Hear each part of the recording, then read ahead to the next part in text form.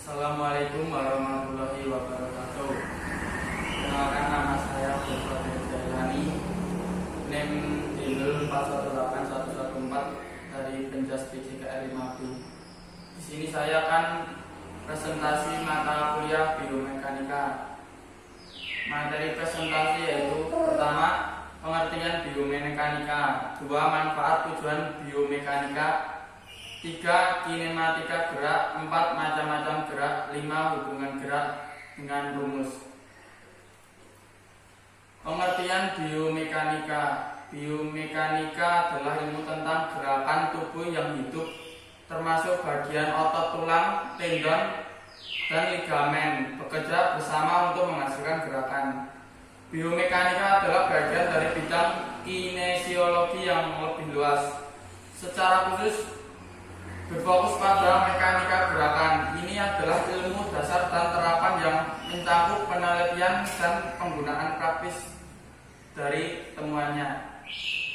Biomekanika adalah studi tentang struktur, fungsi, dan gerak aspek mekanis sistem biologis pada tingkat apapun, dan seluruh organisme hingga organ, sel, dan organel sel menggunakan metode mekanika. Biomekanika adalah cabang biofisika.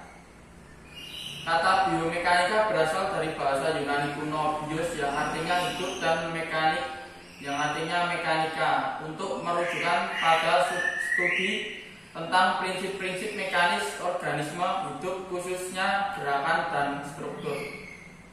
Tujuan atau manfaat biomekanika. Tujuan untuk mengetahui konsep ilmiah dasar yang diaplikasikan dalam bentuk gerak manusia, untuk memahami suatu bentuk atau model gerak dasar dalam olahraga sehingga mampu mengembangnya dengan baik, mampu memahami perkembangan gerak dasar, mampu menerapkan suatu bentuk yang sesuai dengan karakteristik fisik seseorang dalam berolahraga dengan baik dan benar.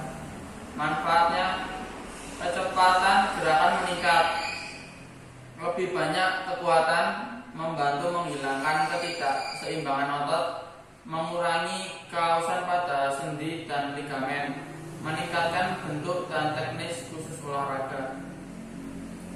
Kinematika gerak. Gerak adalah satu kata digunakan untuk menjelaskan aksi, dinamika, atau terkadang gerakan dalam kehidupan sehari-hari.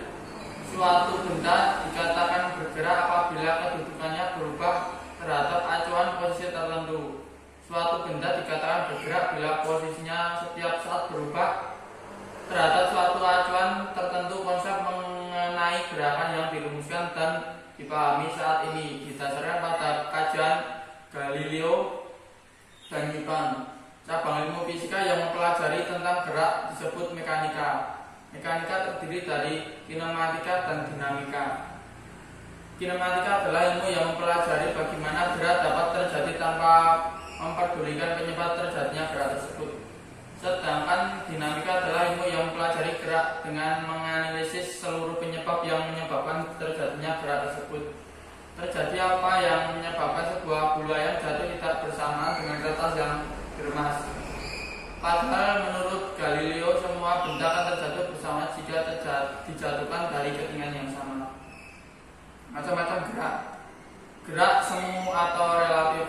Gerak semu atau bisa juga disebut dengan gerak relatif, yaitu gerak yang bersifat seakan-akan bergerak atau tidak sebenarnya.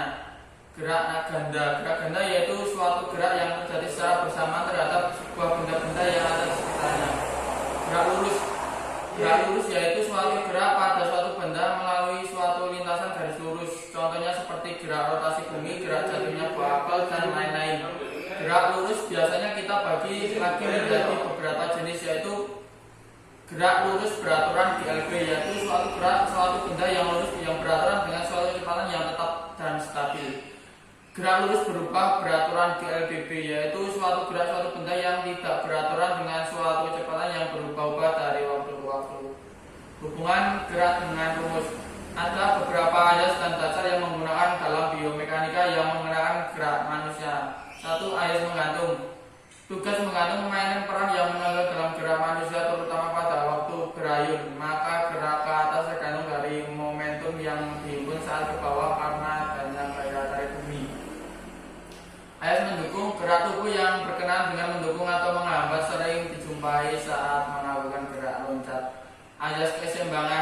melenceng keseimbangan erat hubungannya dengan gravitasi bumi.